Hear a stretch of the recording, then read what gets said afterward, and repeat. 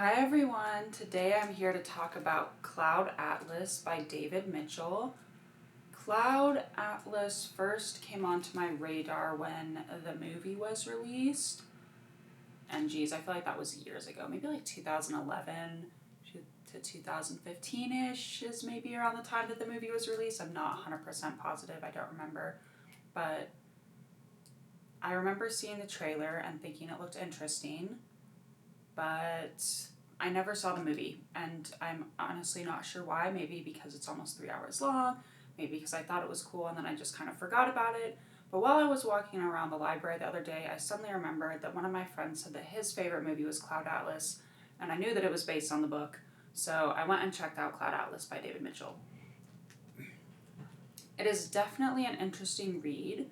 Basically, what is happening is there are different stories, and it starts at the beginning of the first one, and then it kind of splits halfway through and moves into the second one, and so on and so forth until you reach the middle story where it goes all the way through, and then it starts going back. So, I don't know if that makes sense, but like basically it starts with the story of a sailor named Adam Ewing. Well, he's not a sailor, but he's on a boat sailing to somewhere. And it pauses in the middle of his story, then it starts the story of Robert Frobisher, and it stops in the middle of his story, and it starts the story of Louisa Ray, and so on and so forth until it reaches the middle story, and then it starts back and goes back again and again until it reaches the Adam Ewing story at the very, very end once more. So hopefully that made more sense. This was a very interesting story structure. I kind of understand why David Mitchell decided to do it, but also, it made the story a bit hard to follow because I'm just going to be honest, it was very captivating and super interesting at the beginning, and I read a lot of it at once, and then I just kind of wasn't as interested in some of the stories, and I just wanted to get back to the ones that I had already started. And especially when I got to that middle one, which is maybe supposed to be the crux of the story since it is the middle one and it's the only one that's told from beginning to end in one piece, I thought that one was really, really boring. And I'm just going to be honest, after reading it for a while, I just kind of started skimming through because I wanted to get back to the other stories. But I think he did this structure because, according to him, if I remember correctly, but also other people that, have analyzed it, which I won't go into what I think about analyzing literature, but basically, you don't know what the author was thinking because you're not in their head. But it's supposed to be like these characters are all reincarnations in different time periods. So, Louisa Ray is also Sonmi, and also Marinim, and Timothy Cavendish, and all these other characters. So I get that it's supposed to be like this connected story and they all have something to do with one another, which, yeah, they kind of do, and you see that when you read it. But I just didn't think it was done well enough that, like, it just didn't... I feel like it needed to be just a little bit more of each story in each story, if that makes sense. Or of the story that's related to it in each story, but...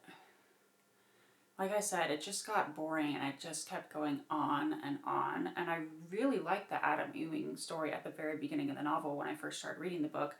But by the time I got to the end, once again, I was just like, I'm kind of done with this. Like, let's just see what happens. And is it amazing? Sorry. I just have a dry throat right now. So yeah, it was interesting. It was well written, except for that middle story, which I didn't like and kind of drove me insane. But what he was trying to do, I feel like he didn't pull it off 100%.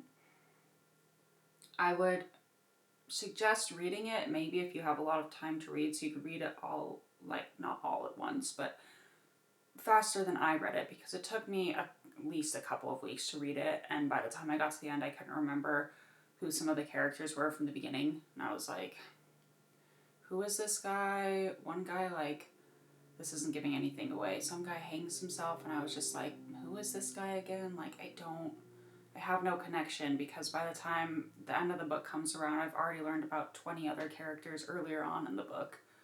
And not all of the stories to me were interesting. Some of them were definitely more interesting than others. But like I said, I get what he was trying to do, but it didn't work for me. Maybe it works for some people. And I feel like the movie kind of got the same reviews. Some of them were like, it was a breathtaking masterpiece, and some of them were like, we kind of get what he set out to do, but it seems like it didn't pull it off all the way.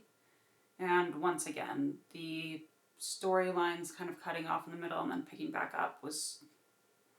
I feel like it didn't do anything for the novel. I feel like I said, it just made me forget who the characters were and just want to get back to the stories that I found more exciting. So honestly, I feel like if he had just put it more in a linear fashion, not even linear, like it could have been like jumping back into the past and the future, because the stories are all told in a like time period fashion. So it starts with the earliest one and ends with the latest one and then goes back to the earliest one, like once it starts moving back to the stories.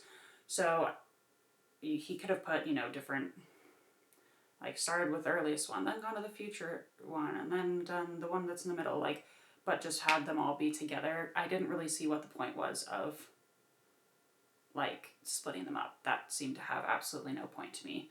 So, it was definitely interesting and it's definitely unique. So I'm definitely praising David Mitchell for that. It was a super fascinating idea. But like I said, I feel like it didn't necessarily work. And it was just okay for me.